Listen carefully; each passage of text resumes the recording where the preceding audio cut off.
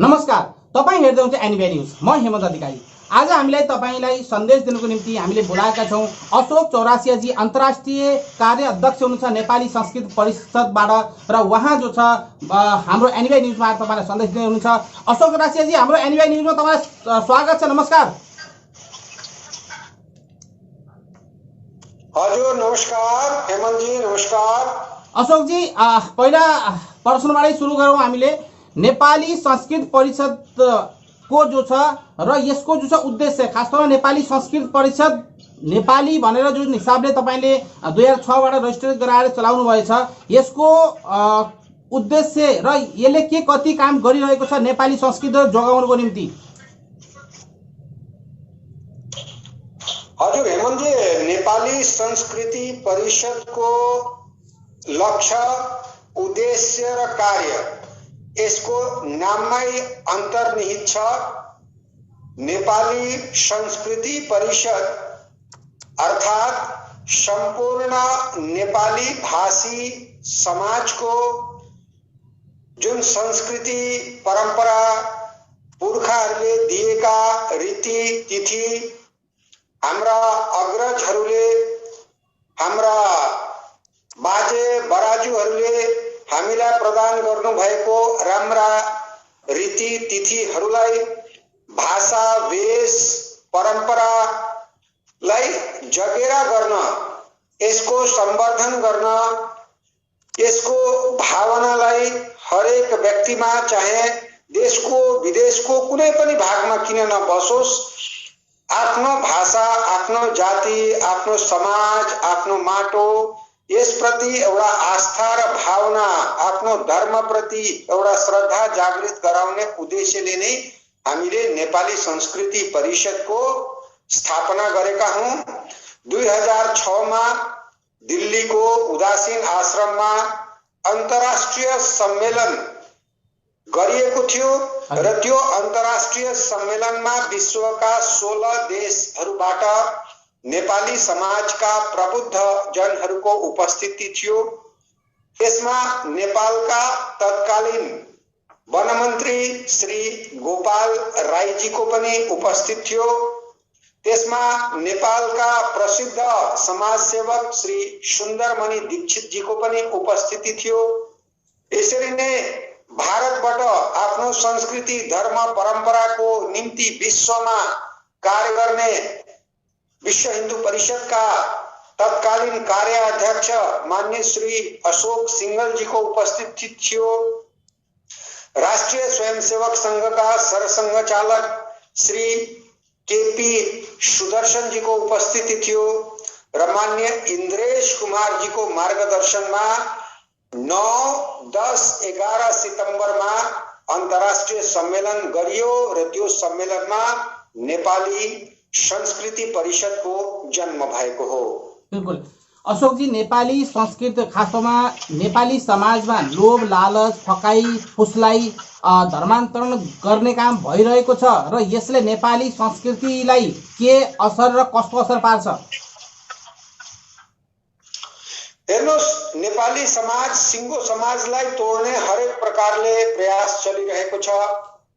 जातिको आधारमा, उपजातिको आधारमा, त अपर कास्ट यानी सवर्ण र ब्राह्मण समाज, शूद्र समाज, क्षत्रिय समाज, दलित समाज भन्दै समाजलाई तोड्ने एउटा गहिरो षड्यन्त्र धेरै वर्षदेखि चलिरहेको छ र यसरी हाम्रो समाजमा अहिले त कमसे कम म मंगोल हूँ, मंगोलवादी हूँ, तो म किराती हूँ, तो म त तम्मू हूँ, तो म त तामाङ सम्प्रदायको हूँ, तो म शेर्पा सम्प्रदायको हूँ, यसरी म त थारू हूँ, म त ठकुरी हूँ, म त राणा हूँ, यस्तो प्रकारको म त राजवंशी हूँ, म त मधेसी हूँ, यो प्रकारले एउटा विभेद सृष्टि गर्ने काम भइरहेको छ। बिल्कुल। र हामीलाई थाहा छ संस्कृतिले समाजलाई जोडेर राख्छ। बिल्कुल। यी सबै सम्प्रदाय, चाहे त्यो ब्राह्मण समाज हो, क्षेत्रीय समाज हो, चाहे हामी ओबीसी समाज जसमा राई, सुब्बा, मगर, गुरुङ, जोगी, सन्यासी, प्रधान या शेड्युल कास्ट समाज होस् या तपाईको जनजातीय कुनै पनि हाम्रो समाज होस्, यी सबै समाजहरूको मूल संस्कृति परम्परा एउटै छ। मूल संस्कृति परम्परामा सामान्य भिन्नता मात्र छ र यसले गर्दाखेरि संस्कृतिले सम्पूर्ण समाजलाई जोडेर राख्छ। यानी संस्कृतिमा नै विविधता छ र विविधतामै एकता छ।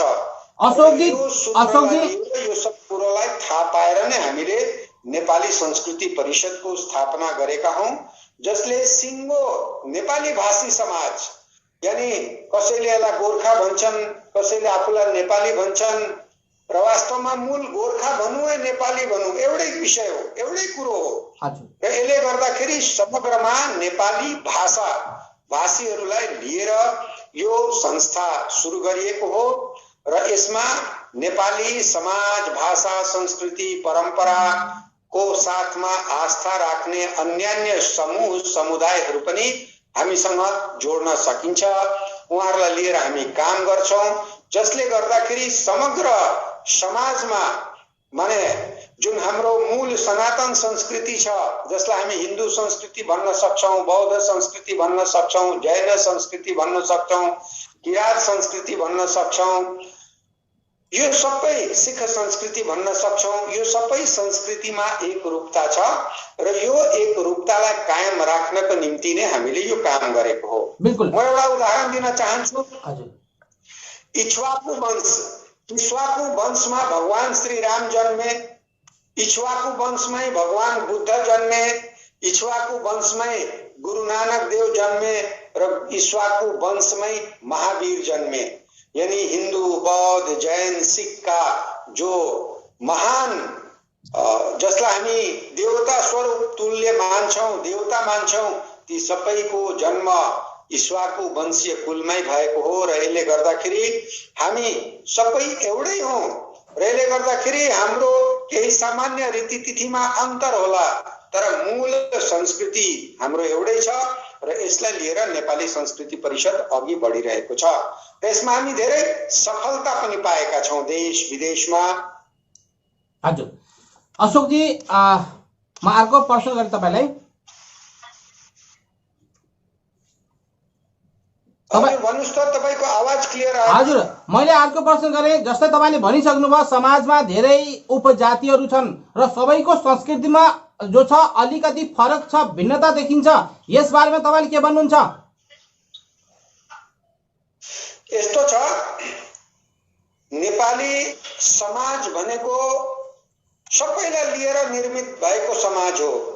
यसमा ब्राह्मण, क्षेत्री, नेवार, सुब्बा, राई, गुरुङ, शेर्पा, लेप्चा, भुटिया, यसमा हामीले थारू, यसमा मगर, जोगी, सन्यासी, सार्की, विश्वकर्मा देखि लिएर अनेक सम्प्रदाय छन्, जसलाई एक शब्दमा भनौं भने एसटी, एससी र जेनरल। यो सबै समाजलाई लिएर यो समाज बनेको हो र यसले गर्दाखेरि नेपाली समाज र नेपाली संस्कृति भन्ने बित्तिकै सबैको संस्कृतिको साझा रूपलाई लिएर हामी नेपाली संस्कृति मान्दछौं। बिल्कुल। र यसले गर्दाखेरि नेपाली संस्कृति भित्र अनेक उपजातीय संस्कृतिहरू छन्, त्यसमा केही न केही विविधता पनि छ र यसले गर्दाखेरि नेपाली संस्कृति परिषदको उद्देश्य नै हो कि जस्तै राई समाजको संस्कृति विविधता, लिम्बू समाजको सांस्कृतिक विविधता, गुरुङ समाजको सांस्कृतिक विविधता, नेवार समाजको, मगर समाजको, तपाईको खस समाजको माने ठकुरी समाजको, यसरी शेड्युल कास्ट समाजको, यो सबै समाजको विविधता जुन छ सांस्कृतिक विविधता, यसलाई जगेरा गर्नु, यसलाई पनि जोगाउनु, यसलाई पनि समृद्ध गर्नु।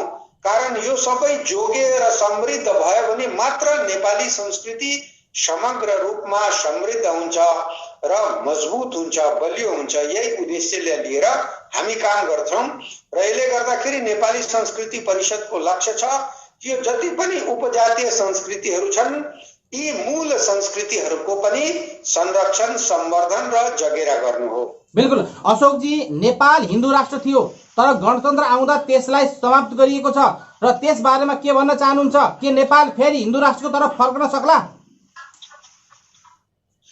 हेर्नुहोस्, नेपाल हिन्दू राष्ट्र थियो, हिन्दू राष्ट्र छ, हिन्दू राष्ट्र रहनेछ। हिन्दू राष्ट्र कुनै एउटा राजनीतिक परिकल्पना होइन, कुनै एउटा राज्यको परिकल्पना होइन। हिन्दू राष्ट्र हिन्दू जनमानसको अन्तर आत्माको परिकल्पना छ र यसले गर्दाखेरि यसलाई कुनै राज्यको सीमा, यसले कुनै राज्यको दल या परिधिभित्र बाँध्न सकिँदैन। जहाँसम्म नेपाल हिन्दू राष्ट्रको विषय छ, घोषित रूपमा हिन्दू राष्ट्र हुँदा विश्वका हिन्दूहरूले गर्व गर्थे कि विश्वमा एक मात्र सिङ्गो हिन्दू राष्ट्र छ र त्यो हो नेपाल। तर तपाईँ हामी सबैलाई थाहा छ, माओवादी आन्दोलनमा, त्यो माओवादी आन्दोलनमा जुन माओवादीहरूले धर्मलाई अफिम, यानी हिन्दू धर्मलाई अफिम जस्तो एउटा पोइजन जस्तो ठानेर हिन्दू धर्म, संस्कृति, परम्परामाथि कुठाराघात गरे। तर त्यही माओवादीहरूले चर्चलाई प्रश्रय दिए, इसाईहरूलाई प्रश्रय दिए, इस्लामिक शक्तिहरूलाई, मस्जिदहरूलाई प्रश्रय दिए, तर हिन्दू धर्मको विरोध गरे। कारण उहाँहरूको लक्ष्य नै थियो कि जसरी हुन्छ नेपालको जुन यो हिन्दू राष्ट्रको एउटा परिचय छ, वैश्विक पहिचान छ, यसलाई हामी मेट्न पर्छ र यसलाई उनीहरूले मेटेर मात्र उनीहरूले आफ्नो सत्ता कायम गर्न सक्छ, एउटा चीनको जस्तो एक तन्त्र शासन कायम गर्न सक्छ। यो उद्देश्यले उहाँहरूले काम गर्नुभयो र उहाँहरूलाई यी सबै शक्तिहरूले साथ दियो। हामी, तपाईलाई थाहा छ, माओवादी आन्दोलनमा हिन्दू मन्दिरमाथि आक्रमण गरियो, ब्राह्मण क्षत्रियहरूको शिखा माने संस्कृत पढ्ने पाठशालाहरू बन्द गरियो, संस्कृत पढ्ने विद्यार्थीहरूको शिखा काटियो, यसरी जनै लाउने मान्छेहरूको जनै काटियो, अनि कहीँ कहीँ कता कता गौ हत्या पनि गरियो। तर पनि हिन्दू अस्तित्व र अस्मितालाई मेट्न सकेनन् र यसरी दुर्भाग्यवश राजा वीरेन्द्रको हत्या हुन्छ 2003 मा जुन 1 जुनको दिन र यसले गर्दाखेरि नेपालको एउटा कालो अध्याय सुरु हुन्छ र त्यो राजा वीरेन्द्रको हत्या पश्चात एउटा शून्यको सृष्टि हुन्छ नेपालमा। अनि त्यो शून्यको सृष्टिलाई ध्यानमा राखेर, शून्यको सृजनालाई ध्यानमा राखेर त्यसको लाभ उठाएर अनि माओवादी शक्तिहरू चरममा हिंसा प्रदर्शनद्वारा एउटा सन्धि, 13 बुँदे सन्धि भनिन्छ, त्यो सन्धि अनुसार यो एउटा शान्ति कायम गरियो। त्यो 13 बुँदे शान्ति सम्झौतामा हिन्दू राष्ट्र समाप्त गर्नुपर्छ भने कहीँ उल्लेख थिएन। तर सत्तामा आउने बित्तिकै पहिलो काम ती तत्त्वहरूले के गरे त हिन्दू राष्ट्रलाई समाप्त गरे, सेकुलर बनाए। हिन्दू जस्तो सेकुलर अरू विश्वमा कुनै सम्प्रदाय, कुनै धर्मै छैन। हिन्दू समाजले भन्छ सर्वे भवन्तु सुखिनः सर्वे सन्तु निरामय। हिन्दू भवन्तु सुखिनः, हिन्दू सन्ते निरामय भन्दैन। हिन्दू समाजले भन्छ लोका समस्तु सुखिनः भवन्तु भन्दैन, हिन्दू समस्तु सुखिनः भवन्तु सम्पूर्ण विश्वको लोक कल्याणको कुरा गर्छ। हामीले शान्ति मन्त्रमा पनि भन्छौं, पृथ्वी शान्ति, विश्व शान्ति, अन्तरिक्ष शान्ति, औषधीय शान्ति, वनस्पति शान्ति, सबैको शान्तिको कामना गर्छौं, सबैको समृद्धिको कामना गर्छौं। तर यहाँ सत्तालाई कायम गर्नको निम्ति हिन्दू राष्ट्र मास्न जरुरी उनीहरूले ठाने र यसरी जनता नेपालको अशोक जी, मैले एउटा कुरा काटे यसमा, सम्झे मैले, कुनै पनि रिफरेन्डम नगरिकन, जनमत संग्रह नगरिकन 81 हिन्दू राष्ट्रलाई समाप्त गरे जसमा नेपाली कांग्रेसले पनि साथ दियो, एमालेले पनि साथ दियो, नेपाली कम्युनिस्ट पार्टी मार्क्सवादी लेनिनवादीले पनि दियो, अनि माओवादीहरू त यसमा थिए र उनीहरूलाई विदेशी शक्तिहरूले सञ्चालित गर्यो कि हिन्दू राष्ट्र मास, हिन्दू राष्ट्र जब मास्दैन सरकारी आधिकारिक रूपमा तबसम्म चर्च फस्टाउन सक्दैन, मस्जिद फस्टाउन सक्दैन, चीनले आफ्नो घाँटी नेपालमा गाड्न सक्दैन, एउटा गढ किला बनाउन सक्दैन, विदेशी शक्तिहरू किला बनाउन सक्दैन र यही उद्देश्यले गर्दा हिन्दू राष्ट्रलाई मासे। तर आज हिन्दू समाजले यो सब कुरा बुझ्न थाल्यो। हिन्दू समाज माथि विभाजन गर हिन्दू राष्ट्रलाई समाप्त गरेर अनि विरोधी विधर्मी शक्तिहरूलाई प्रश्रय दिएर एउटा नेपालको आफ्नो पहिचान र परिचय मास्ने नै प्रयास गरिँदैछ। र पनि म विश्वासको साथ भन्न सक्छु कि हिन्दू राष्ट्रको आधिकारिक मान्यतालाई समाप्त गरेका छन्, तर हिन्दू समाजको मनभित्र जुन नेपाल एउटा हिन्दू राष्ट्र छ या विश्वको हिन्दू समाजभित्र नेपाल एउटा हिन्दू राष्ट्र हो रहन्छ। अनि आज पनि छ, जुन कल्पना छ त्यो कल्पनालाई कुनै राजनीतिक दलले मेट्न सक्दैन र भविष्यमा यस्तो स्थिति सृजना हुँदैछ। निश्चित नै नेपाल हिन्दू राष्ट्र बनिन्छ र हिन्दू राष्ट्र बनेर मात्र नेपालको आफ्नो संस्कृति र परम्पराको जगेरा र सुरक्षा हुन्छ।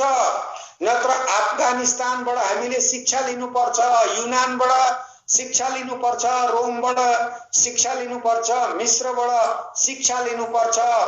यी सबै संस्कृतिहरू मासिएर गए अनि केवल संस्कृति नै मासिएन, त्यहाँको धर्म परम्परा पनि मासिए। तपाईँ र हामीलाई थाहा छ अफगानिस्तानको बमियान, अफगानिस्तान एउटा प्रभावी बौद्ध प्रदेश थियो र त्यहाँ ठुल्ठुला बौद्ध स्तूपहरू, बौद्ध मठहरू, बौद्ध प्रतीक चिन्हहरू थिए। र जब तालिबान आयो, तालिबानले सबभन्दा पहिला तोपले लगाएर ती बौद्ध प्रतीक, बौद्ध चिन्हहरूलाई, बौद्ध धरोहरहरूलाई नष्ट गर्यो। यो कसरी भयो? त जुन अफगानिस्तान एउटा बौद्ध प्रदेश थियो त्यो अफगानिस्तान आज कट्टर मुस्लिम प्रदेश भयो अनि त्यहाँका हिन्दू बौद्ध सबै मासिए। यसरी नै नेपालको अवस्था नहोस्। नेपालको अवस्था, नेपाललाई एउटा सिनो सम्झेर जुन त्यहाँ चर्चले काम गरिरहेको छ, इस्लामिक शक्तिहरूले काम गरिरहेको छ, चीनले काम गरिरहेको छ र अरू अन्तर्राष्ट्रिय शक्तिहरूले काम गरिरहेको छ, त्यो शक्तिहरूको षड्यन्त्र नेपालको हितको लागि होइन, आफ्नो एउटा पावर, आफ्नो एउटा सत्ता, आफ्नो एउटा शक्ति केन्द्र स्थापित गर्ने उद्देश्यले गरिँदैछ। र अन्तिममा यो सब प्रक्रियाले नेपाल राष्ट्र नोक्सान हुन्छ, नेपाल समाजलाई नोक्सान हुन्छ।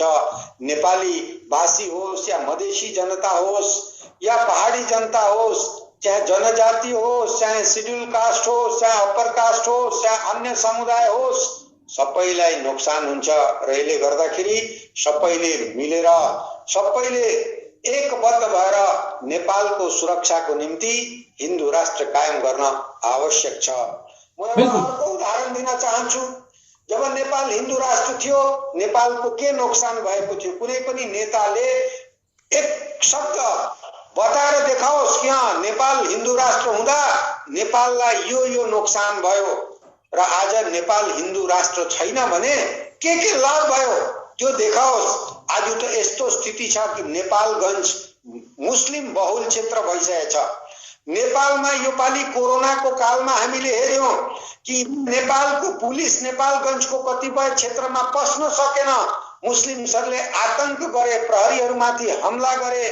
आज नेपालमा सन्यासीहरूको हत्या गरिएको घटना हाम्रो अगाडि छ। लभ जिहादमा हाम्रो चेलीहरूलाई एसिड फ्याँकेको पनि उदाहरण हामीले देख्यौं र यसरी नै चर्चको शक्ति पनि बढ्दै गइरहेको छ।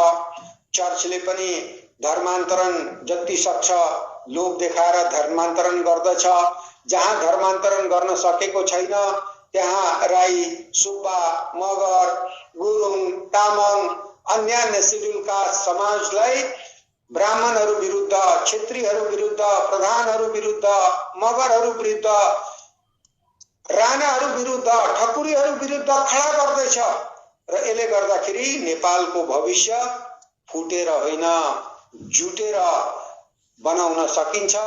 एकजुट भएर जुन पृथ्वी नारायण शाहले अर्जित गरेको एकीकृत गरेको आजको विशाल नेपाललाई सुरक्षित संरक्षित र समृद्ध राख्नको निम्ति त्यहाँ सबै समाज जागृत हुनुपर्छ, एकबद्ध हुनुपर्छ, एकीकृत हुनुपर्छ र राष्ट्र हितमा सोच्नुपर्छ र नेपाल निश्चित नै जब यो सोचले त्यहाँको जनता अगाडि बढ्छ निश्चित नै नेपाललाई हिन्दू राष्ट्र हुनदेखि कुनै शक्तिले रोक्न सक्दैन।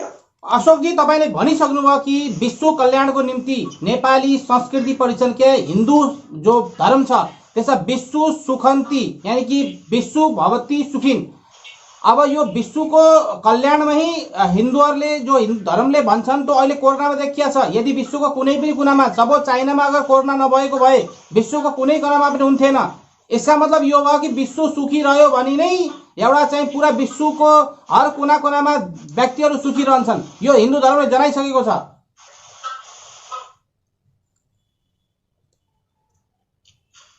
तपाईको प्रश्न फेरि गर्नुस्, प्रश्न बुझिएन। तपाईले भनिसक्नुभयो कि विश्व भवन्तु सुखिन, विश्वको कल्याणमा ही हिन्दू धर्मको कल्याण छ। अहिलेको कोरोना कालमा विश्वको कुनै कुनामा पनि बिमारी निक्लँदाखेरि पुरा विश्वलाई नै नुक्सान पुर्यायो। यसका मतलब हिन्दू धर्मले भनेका कुरा सच हुँदै गएका छन्। हजुर हेर्नुहोस्, हिन्दू समाजमा जुन एउटा जीवन पद्धति छ, जुन हिन्दू जीवन पद्धति छ त्यो जीवन पद्धतिमा प्रकृति अनुरूप जीवन पद्धति छ। त्यसमा पशु प्राणी पर्यावरण प्रकृति सबलाई देवतुल्य भगवानको प्रत्येकमा अंश छ। यो भावनाले अगाडि बढ्छ र भन्छ तेन तत्तेन भुञ्जितः, पृथ्वीबाट त्यति नै ल्याऊ जति तिमीलाई आवश्यक छ। भोग विलासी जीवन छोड, त्यागपूर्ण सन्यासी जीवन। सन्यासी जीवनको अर्थ गेरुवा वस्त्र नै धारण गर्नु होइन, जीवनमा सन्यास ल्याउन, यानी आफ्नो इच्छा आकांक्षालाई जति चाहिएको छ आफूलाई बाँच्नलाई त्यो अनुरूप लिएर जुन अनावश्यक चिज छ त्यो चिज त्याज्योस्, त्यसलाई परित्याग गर। त्यो भनेर गीताले पनि, पुराणले पनि, उपनिषदले पनि हामीलाई हाम्रो ग्रन्थ रामायणदेखि लिएर सबै ग्रन्थहरूले पुराणहरूले हामीलाई शिक्षा दिएको छ र यसले गर्दाखेरि यो त निश्चित नै छ कि विश्वको कल्याण यदि गर्नु हो भने विश्वको कल्याण एक मात्र वैश्विक चिन्तन जसले सम्पूर्ण विश्वको बारेमा सोच्छ, सम्पूर्ण विश्वको धर्म परम्परालाई सत्य ठान्दछ। शैतान भन्दैन, त्यसलाई हराम भन्दैन, त्यसलाई शैतान पनि भन्दैन, हराम पनि भन्दैन र यसले गर्दाखेरि सबलाई अँगालेको छ, अँगाल्दै आएको छ र त्यो तत्त्व नै हिन्दुत्व हो। र यसले गर्दाखेरि आज तपाईसित कुरा गर्दा एउटा अर्को कुरा पनि गर्न मलाई एकदम आवश्यक लाग्छ। हजुर, स्वागत छ। 1893 मा सिकागोमा, अमेरिकाको सिकागोमा विश्व रिलिजियन पार्लियामेन्ट, विश्व धर्म संसद भएको थियो। त्यो विश्व धर्म संसदमा विश्वभरिका विभिन्न धर्मका श्रेष्ठ ज्येष्ठ धार्मिक गुरुहरूको उपस्थिति थियो र भारतबाट पनि एकजना सन्यासी स्वामी विवेकानन्द त्यहाँ पुग्नु भएको थियो। त्यहाँ उहाँलाई भाषण दिने मौका पनि दिएको थिएन, तर पनि बडा मुस्किलले त्यहाँको एकजना पूर्व न्यायाधीशले बात गरेर स्वामी विवेकानन्दलाई 2 मिनटको समय दिलाए। स्वामी विवेकानन्दले जब भाषण गर्न मञ्चमा जाँदा कुन विषयमा भाषण गर्नुपर्छ भनेर बोर्डमा एउटा शून्य, जिरो बनाइदियो। जिरो माथि तपाईले बोल्नुहोस् भनियो। स्वामी विवेकानन्दले आफ्नो सम्बोधनमै भन्नुभयो, मेरा प्यारा दाजु भाइ दिदी बहिनी, अमेरिका वासी प्यारा दाजु भाइ दिदी बहिनी, यो सुन्ने बित्तिकै पूरा सभा उभिएर खडा भएर स्ट्यान्डिङ ओभेसन जसलाई भन्छ, खडा भएर 2 मिनेटसम्म त ताली बजाएर स्वागत गर्यो। यानी अहिलेसम्म त्यहाँको समाजले एक अर्कालाई आफ्नो दाजु र भाइ दिदी बहिनीको सम्बोधनै गरेको थिएन। के सम्बोधन गर्थ्यो? Ladies and gentleman. यानी तिमी लेडी हो, स्त्रीलाई अनि पुरुषलाई जेन्टलम्यान भनिदियो। यानी जसले जोसँग पनि सम्भोग गर्न सक्छ, जसले जोसँग जे पनि गर्न सक्छ, यानी संस्कृतिको कुनै मूल्य छैन, त्यहाँ संस्कृतिको कुनै बन्धन छैन।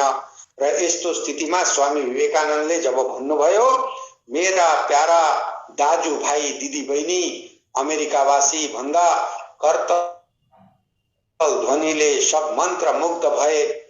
त्यस सम्बोधनमा स्वामी विवेकानन्दले अर्को शब्द भन्नुभयो, म त्यस देशको प्रतिनिधित्व गर्दछु जुन देशले सन्त परम्परालाई जन्म दिएको छ र सन्त परम्परालाई वाहन यानी वहन गर्दै आएको छ। जुन देशमा सन्त परम्परा जीवित छ, त्यो सन्त परम्पराको देशको तर्फबाट म तपाईहरुलाई धन्यवाद दिन चाहन्छु। उहाँले यो पनि भन्नुभयो, म त्यो देश यानी हिन्दू धर्मको तर्फबाट तपाईहरुलाई धन्यवाद दिन चाहन्छु जुन हिन्दू धर्मले यहुदीहरुमाथि रोमनहरुले अत्याचार गरेर यहुदीहरुको पूजा स्थल मन्दिर तोडेर त्यहाँ सर्वनाश गरे इजरायलमा। त्यस्तो यहुदीहरुलाई तमिलनाडुमा आश्रय दिएर भारतले उनीहरुको मूल संस्कृति र परम्परालाई बचाएर राख्यो। जब पारसीहरुमाथि बर्बर आक्रमण गरियो र उनीहरुको धर्म संस्कृति मन्दिर पूजा पद्धति सबलाई नष्ट गर्यो, त्यो पारसीहरुलाई भारतले शरण दियो। र यसरी सुफी सन्त जो इस्लामिक सुफी सन्तहरु छन्, उनीहरुमाथि बर्बर अत्याचार भयो, उनीहरु भागेर भारत आएर भारतले शरण दियो। यसरी भारतमा ईसाईहरु आए, इस्लामिक शक्तिहरु आए, सबमा तत्व छ, सबमा भगवान छ। र हिन्दू धर्मले, हिन्दू समाजले स्पष्ट रूपमा यो भन्दछ, एकम सत्य विप्रा बहुधा वदन्ति, सत्य एउटै छ। र त्यो सत्यलाई विभिन्न समूह समुदाय सम्प्रदाय धर्मका व्यक्तिहरूले विभिन्न नामले भज्दछन्, विभिन्न नामले पूजा गर्दछन्, उपासना गर्दछन्। र यसले गर्दाखेरि सम्पूर्ण विभिन्न प्रकारको विभिन्न पद्धतिले उपासना गरे तापनि सबै त्यही एउटा सर्वशक्तिमान भगवान यानी परमेश्वर यानी परमात्मा यानी ईश्वर उनमै गएर विलीन हुन्छन्। विष्णु विष्णुमै हामी सबै विलीन हुनुपर्छ र हामी सबै सृष्टि ब्रह्माको विष्णुमा विलीन हुनुपर्छ। हाम्रो कल्याण, हाम्रो संहार, हाम्रो योग निष्ठा ध्यान महादेवले गर्नुहुन्छ। र यसले गर्दाखेरि जुन विषय उहाँले राख्नु भयो त्यो विषयमा 1893 मा विश्व गदगद भयो। वेदान्त के हो विश्वले बुझ्यो र विश्व समाजले हिन्दू धर्मको महानतालाई स्वीकार गर्यो। कहाँ? शिकागोको धर्म संसदमा।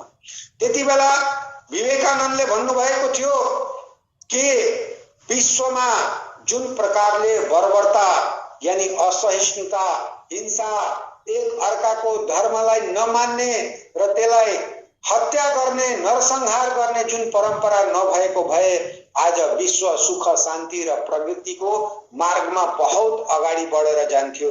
र यसरी आज पनि हिन्दू समाज र हिन्दू धर्म नै यस्तो छ। म त हिन्दू धर्म भन्दा यसमा सबै धर्म यानी सबै सम्प्रदाय बौद्ध जैन सिख यो सबै यसमा समाहित हुन्छ, किरात यसमा समाहित हुन्छ।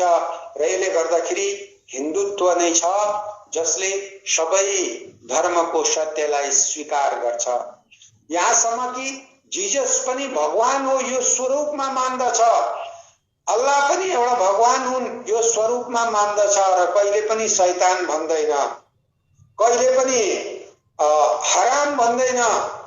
र यसले गर्दाखेरि जुन तत्त्वहरूले अरू धर्मलाई शैतानको धर्म अरू धर्मलाई निन्दा गर्छन्, होच्याउँछन्, वास्तवमा त्यो धर्म हुँदै होइन। बिल्कुल धर्मले मानिसहरूलाई जोड्दछ, धर्मले मानिसहरूलाई सत्य, निष्ठा, अहिंसा, सद्मार्गमा लाँदछ। धर्मले कहिले पनि मान्छेलाई हिंसा, अधर्म, कसैलाई होच्याउने, कसैलाई निन्दा गर्ने, कसैलाई मेट्ने, कसैलाई समाप्त गर्ने काम गर्दैन। र वास्तवमा यो जुन सिमेट्रिक धर्महरू छन् जसमा एउटै ग्रन्थ जस्तै बाइबल या कुरान, एउटै देवता माने एउटै प्रोफेट, त्यसको प्रोफेट भन्दाखेरि अब यता मोहम्मद भए र प्रभुका सन्तान यानी पुत्र जिजस भए। अब प्रश्न हुन्छ कि जिजस स्वयं भन्नुहुन्छ उहाँ परमेश्वरको पुत्र हुनुहुन्छ भने परमेश्वर को? अर्थात् जिजस भन्दा माथि कोही न कोही परमेश्वर छ र त उहाँको पुत्र भएर आउनुभयो। यसरी पैगम्बर मोहम्मद भन्दा पनि माथि केही न केही शक्ति छ, उहाँ त पैगम्बर हुनुहुन्छ, दूत हुनुहुन्छ। र यसले गर्दाखेरि हिन्दू समाजले उहिले बुझिसकेको थियो, हाम्रो ऋषि मुनिहरूले, कि सर्वशक्तिमान एउटा शक्ति छ जसलाई हामी भगवान रूपले पुज्दैछौँ र विभिन्न मार्ग भएर विभिन्न पथ अपनाएर पनि हामी त्यही भगवानकोमा पुग्छौँ, हामी त्यही ईश्वरमा र त्यही परमात्मामा हाम्रो आत्मा गएर विलीन हुन्छ। र यसले गर्दाखेरि हिन्दू समाज कहिले पनि हिंसक भएन, हिन्दू समाजले कहिले हिंसा गर्दैन, तर हिन्दू समाजले देवी कालीको पूजा गर्छ, दुर्गाको पूजा गर्छ, रामको पूजा गर्छ, कृष्णको पूजा गर्छ। यसले गर्दाखेरि अन्याय, अधर्म, अत्याचार बढे पनि हिन्दू समाजले धर्मको रक्षाको निम्ति, समाजको रक्षाको निम्ति, मानवताको रक्षाको निम्ति, मानव कल्याणको रक्षाको निम्ति एकजुट भएर शक्तिको साथ खडा भएर त्यसलाई निर्मूल पनि पार्दछ। बिल्कुल शक्ति पनि हामी हजुर अशोकजी हजुर शब्द एउटा वास्तवमा भन्नु भने हिन्दू समाज, हिन्दू धर्म एउटा संस्कृति परम्परा हो, जीवन पद्धति हो र यो महान हो। यसलाई नजानेर मान्छेले, नबुझेर मान्छे जान्नु नखोजेर, बुझ्नु नखोजेर मान्छेहरू विचलित भएका हुन्।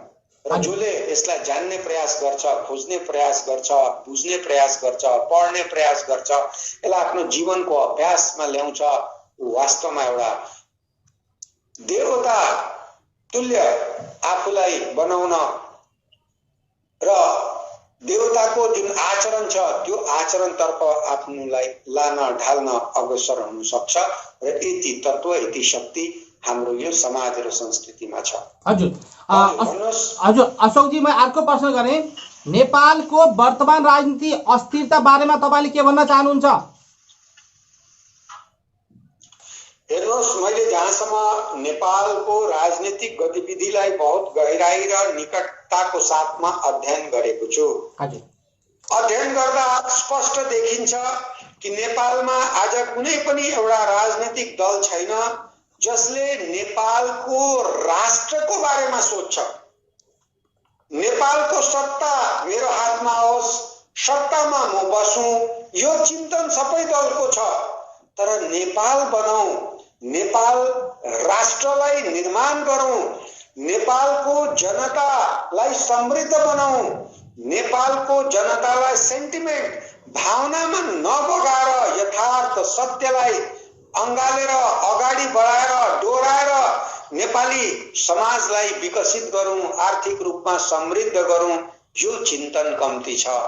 मौका पाएपछि गोजी भर्ने चिन्तन बेसी छ। र यसले गर्दाखेरि जब पनि कुनै पनि त्यहाँको राजनीतिक दल होस्, त्यसमा जबसम्म यस्तो नेता र नेतृत्व तयार हुँदैन जो इमानदारी साथ राष्ट्रियताको कुरा गर्छ। अब नेपालको राष्ट्रियता, नेपाल राष्ट्रियता, नेपाल राष्ट्र भन्ने बित्तिकै त्यहाँ नेपालको मूल संस्कृति, मूल परम्परा, नेपालको मौलिकता बुझिन्छ। र त्यो मौलिकतालाई लिएर पशुपतिनाथ, मुक्तिनाथ यो ला लिएर जब अगाडि बढिन्छ, माता सीता, गौतम बुद्धको आदर्शलाई लिएर नेपाल बनाउँछु यो जब चिन्तन गर्ने त्यहाँ राजनीतिक नेता या दल विकसित हुन्छ, खडा हुन्छ, त्यसता मात्र नेपालको भविष्य उज्जवल हुन जान्छ।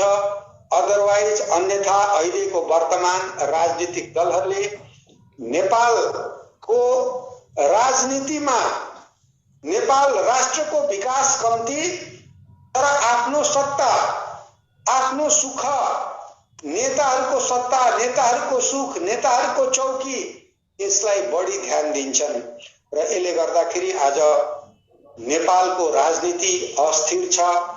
नेपालको राजनीति स्थिरता छैन, एक अर्कामा मेलमिलाप छैन, भितरघात माने अन्तर्घात छ, खुट्टा तानातान छ र यो खुट्टा तानातानको कारण यही छ कि कोही पनि वास्तवमा नेपालको राष्ट्रप्रति समर्पित छैनन्। बिल्कुल। र जब लक्ष्य सत्ता हुन्छ, देश हुँदैन, राष्ट्र हुँदैन। जस्तै म एउटा उदाहरण दिन्छु। भारत देश थियो, भारतमा हिन्दू समाज थियो, भारतमा जैन थिए, सिख थिए, इस्लामिक समाज, मुसलमान समाज थिए, मुगलहरू थिए, तर भारतको शासन कसको हातमा थियो? अंग्रेजहरूको हातमा थियो। यानी जनता, समाज, देश, भारत हुँदा हुँदा पनि सत्ता कसको हातमा थियो? अंग्रेजहरूको हातमा थियो। यसरी नै नेपालमा जनता नेपालको छ, देश नेपालको छ भनेपछि सत्ता पनि नेपालकै हुनुपर्छ। यानी नेपाल राष्ट्रलाई बुझेको, राष्ट्रलाई लिएर आफूलाई जीवित राख्ने क्षमता, राष्ट्र निर्माण गर्ने क्षमतालाई लिएर जब अगाडि बढ्ने नेतृत्व तयार हुन्छ, निश्चितले नेपालको यो अस्थिर राजनीति समाप्त हुन्छ। म यस अवसरमा एउटा उदाहरण दिन चाहन्छु। पृथ्वीनारायण शाहले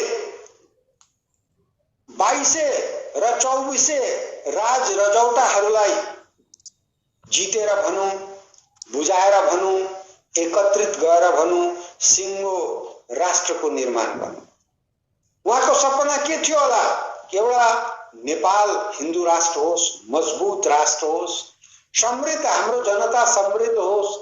तर कालान्तरमा बिस्तारै बिस्तारै बिस्तारै बिस्तारै के देखियो? राजा समृद्ध, नेता समृद्ध अनि जनता गरिब, गरिबको गरिब, गरिबको गरिब हुँदै गयो। कारण जनताको चिन्तन कम्ती भयो, आफ्नो राज्य र शासनको चिन्ता बेसी भयो र यसले गर्दाखेरि नेपालको राजनीतिक अस्थिरता तबसम्म रहन्छ जब नेपालको राजनीतिक दलहरू विदेशी शक्तिहरूमाथि निर्भर गर्छन्।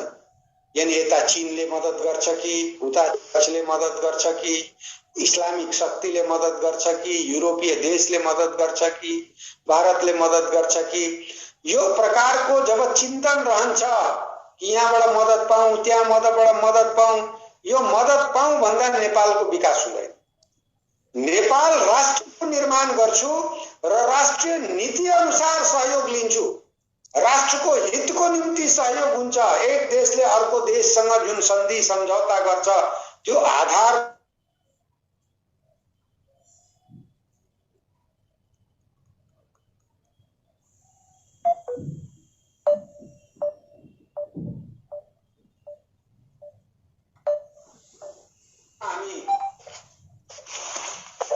हजुर, यो कल्पनाले यदि देशको राजनीतिक दल वैर भाव मनमा नराखिकन अगाडि बढे भने निश्चित नै नेपालको प्रगति सम्भव छ, नेपालको अस्थिरता समाप्त भएर जानेछ र नेपालको जनता पनि एउटा निष्ठावान जनता हुनु पर्यो। हजुर अशोक जी, म अर्को प्रश्न गर्दै गएँ म तपाईलाई। छैन भनेको। हजुर अशोक जी, मैले अर्को प्रश्न गरेँ। हजुर अब म अर्को प्रश्नमा आएँ।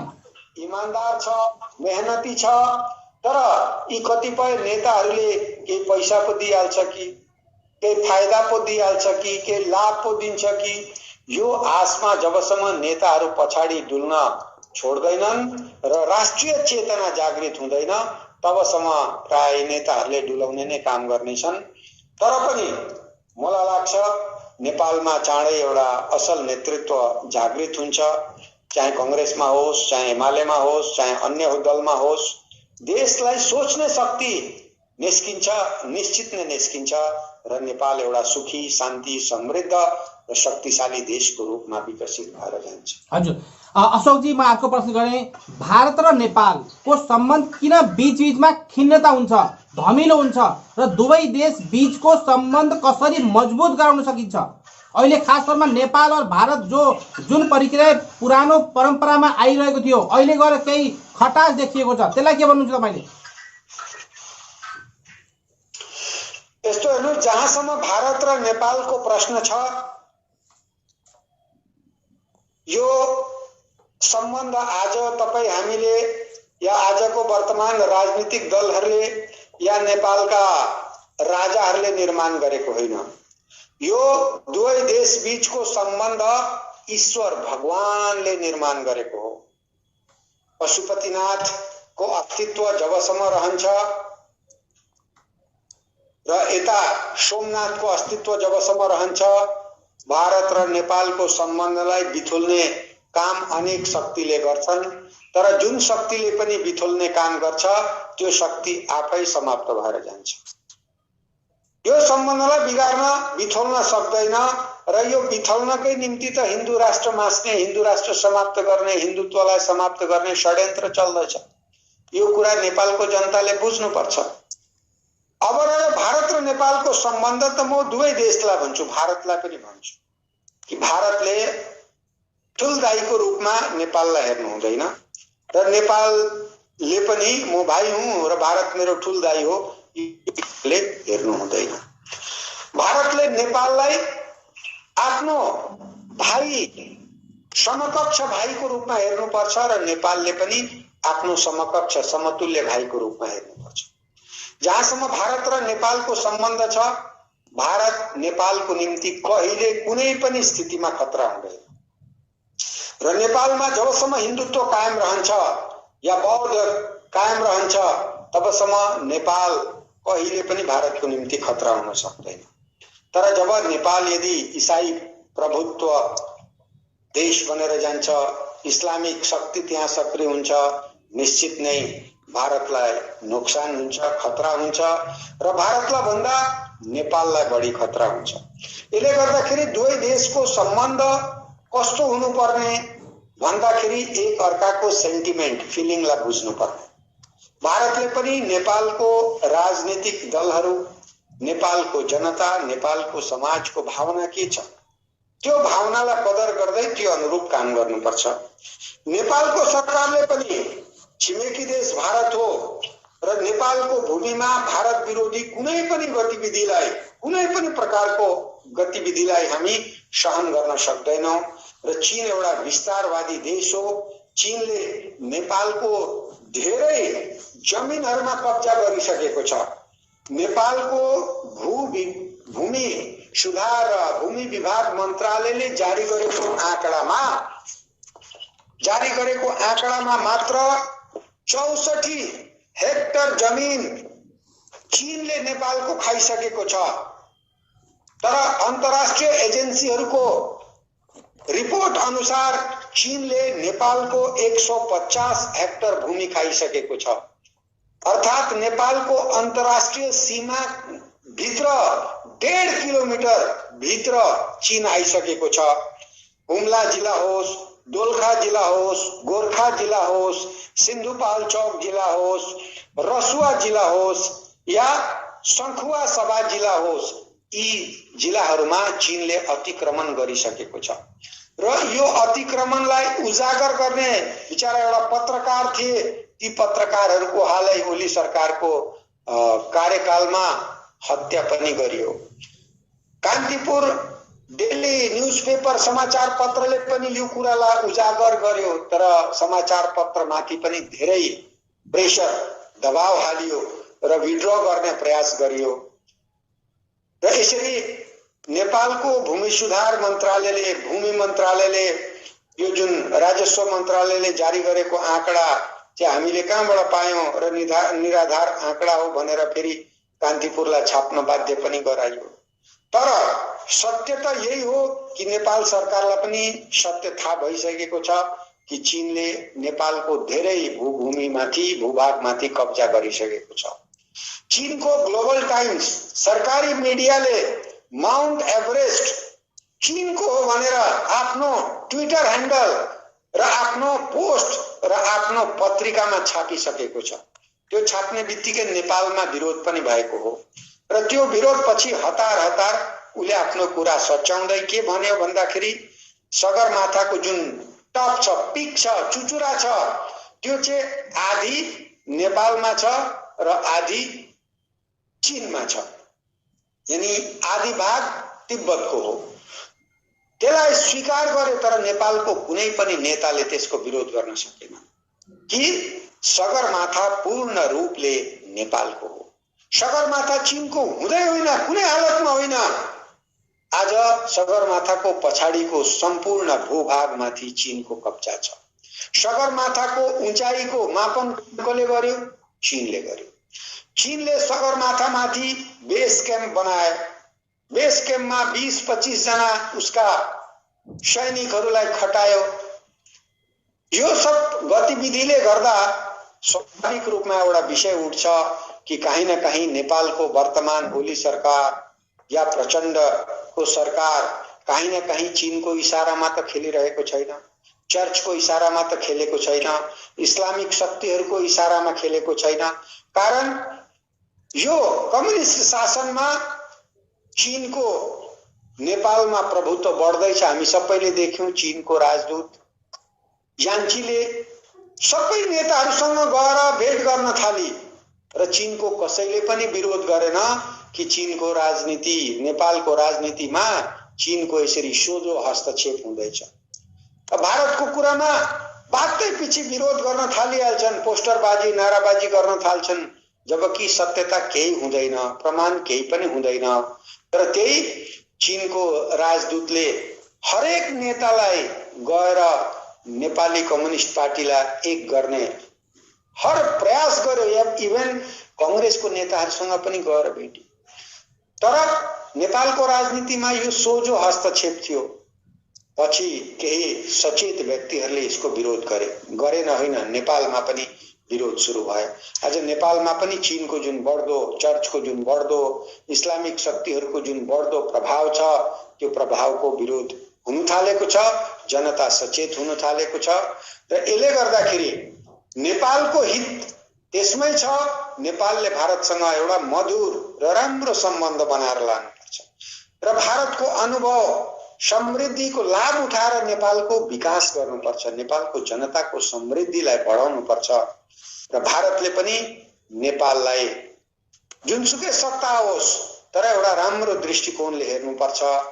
आफ्नो समकक्ष दाजुको रूपमा, भाइको रूपमा हेर्नुपर्छ र राष्ट्रलाई कुनै पनि खतरा नहोस् यो विषयलाई कन्भिन्स गराउँदै त्यहाँको सरकारलाई हरेक प्रकारले मद्दत गरेर त्यहाँको जनताको भलाइ र जनताको हित र राष्ट्रलाई समृद्ध र शक्तिशाली बनाउने दिशामा मद्दत गर्नुपर्छ। बिल्कुल। कोरोना कालमा भारतले विश्वलाई मद्दत गर्यो र भारतले भन्छ भारतको विदेश नीतिमा नेपाल जस्तो सम्बन्ध अरू कुनै देशसित छैन। नेपालसित भारतको सबभन्दा राम्रो सम्बन्ध छ र नेपाललाई भारतले अन्य देशको तुलनामा सबभन्दा बढी प्राथमिकतामा राखेको छ। भारतमा नरेन्द्र मोदीको सरकार छ र यो सरकारको लाभ वास्तवमा नेपालले भरपूर उठाउनु पर्ने। तर दुर्भाग्यवश नेपालको सत्ताधारी दलले चाहे त्यो चीनको दबावमा होस्, चर्चको दबावमा होस्, इस्लामिक शक्तिहरूको दबावमा होस्, त्यो मधुर सम्बन्ध कायम राख्नको सट्टा उल्टा सम्बन्ध हरेक प्रकारले बिगार्ने प्रयास गरे र यसले र पनि भारतमा कुनै पनि नेता, कुनै पनि दल, कुनै पनि जनता, कुनै पनि समूहले नेपालको विरोध गरेन र यसले गर्दाखेरि म तपाईहरुलाई एउटा अर्को उदाहरण दिन चाहन्छु। नेपालमा जति पनि भारत विरोध भए तापनि भारतको कुनै पनि प्रदेश, कुनै पनि जिल्ला, कुनै पनि महकुमा, कुनै पनि खण्डमा एउटै व्यक्तिले पनि नेपालको विरोध गरेको हुँदैन र यसले गर्दाखेरि यो एउटा बहुत ठूलो नेपालको निम्ति उपलब्धि हो, भारतको निम्ति उपलब्धि हो र यसरी भारत र नेपालको जनता बीचको सम्बन्ध यति मधुर छ र यसलाई अझै मधुर बनाएर राख्नुपर्छ। हाम्रो नेपाली संस्कृति परिषदको यो कार्य पनि हो कि सांस्कृतिक रूपमा हाम्रो जुन एकबद्धता छ, सांस्कृतिक रूपमा हाम्रो जुन भाइचारा छ, सांस्कृतिक रूपमा हामी मध्ये जुन एक अर्कालाई सहयोग गर्ने, एक अर्कालाई सम्मान गर्ने परम्परा छ, त्यो परम्परालाई कायम गरौं र निश्चित नै नेपाललाई पनि एउटा समृद्ध, शक्तिशाली, खुशहाल देश बनाउनुमा हामी सबैको योगदान होस्, सबैको भूमिका रहोस्। बिल्कुल। अशोक चौरासिया यहाँ हुनुहुन्थ्यो। अशोक चौरासिया जी अन्तर्राष्ट्रिय कार्याध्यक्ष नेपाली संस्कृत परिषद र हाम्रो एनबीआई न्यूजमा आएर तपाईहरुलाई सन्देश दिनुभयो र हामीले फेरि पनि बोलाउने बाचा गर्दै अहिले हामीले बिदा लिन्छौं। हाम्रो एनबीआई न्यूजमा आएर तपाईले सन्देश दिनुभयो, यसलाई धेरै धेरै धन्यवाद। नमस्कार।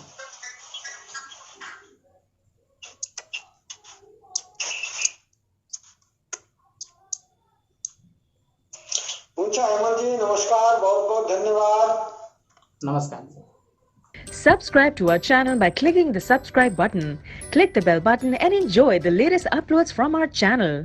Subscribe to our channel by clicking the subscribe button. Click the bell button and enjoy the latest uploads from our channel.